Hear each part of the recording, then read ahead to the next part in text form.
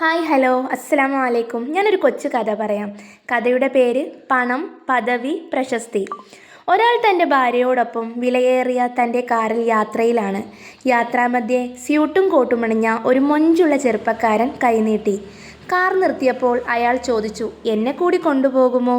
കാറുടമ ചോദിച്ചു, എന്താ നിന്റെ പേര്? അയാൾ പറഞ്ഞു, എൻ്റെ പേര് പണം. ഭാര്യയും ഭർത്താവും പരസ്പരം നോക്കി. പണമോ?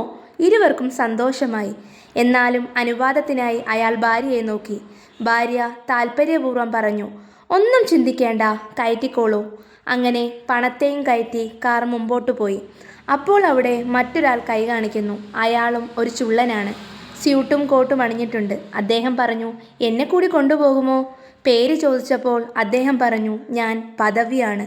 ഇരുവരും സന്തോഷത്തോടെ കണ്ണോട് കണ്ണു നോക്കി.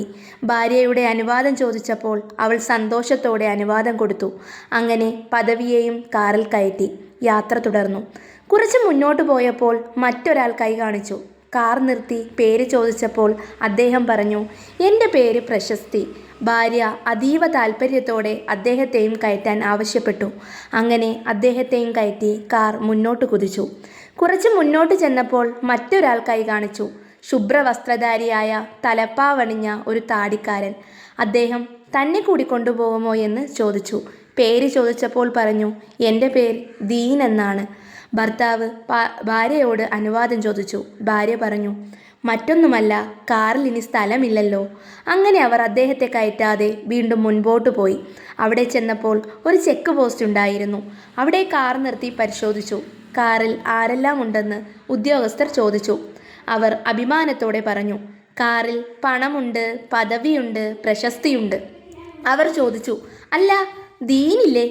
അവർ പറഞ്ഞു, ക്ഷമിക്കണം, നമ്മൾ പോയി ഇപ്പോൾ ദീൻ കൊണ്ടുവരാം. അവരോട് ഉദ്യോഗസ്ഥർ പറഞ്ഞു, ഇനി അതിന് സാധ്യമല്ല.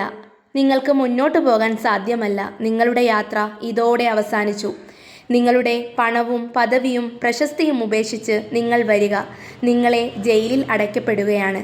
സത്യത്തിൽ നമ്മുടെ ഓരോരുത്തരുടെയും ജീവിതം ഇപ്രകാരമാണ്.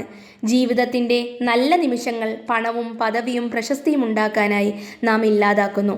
അതിനിടയിൽ ദീനിൻ്റെ കാര്യങ്ങൾ വരുമ്പോൾ തിരക്കാണെന്ന് പറഞ്ഞ് ഒഴിഞ്ഞു മാറുന്നു.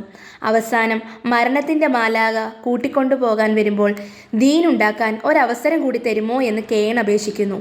അതിനു സാധിക്കാതെ ഇത്രയും നാൾ പരിശ്രമിച്ചു കൊണ്ടുണ്ടാക്കിയ പണവും പദവിയും പ്രശസ്തിയും എല്ലാം ഉപേക്ഷിച്ചു ഈ ലോകത്ത് നിന്ന് യാത്രയാകുന്നു. നമുക്ക് ഈ കഥ ഒരു പാഠമാകട്ടെ. അങ്ങനെ അവരിൽ ഒരാളുടെ അടുക്കൽ മരണം ആഗതമായാൽ അവൻ പറയും, റബ്ബേ, എന്നെ ഒന്ന് മടക്കുമോ നീ? ഞാൻ വീഴ്ച വരുത്തിയ കാര്യങ്ങളിൽ നന്മ പ്രവർത്തിച്ച് ഞാൻ തിരിച്ചു വരാം. അതൊരിക്കലും സാധ്യമല്ല. അവൻ അങ്ങനെ വെറുതെ പറയാമെന്ന് മാത്രം.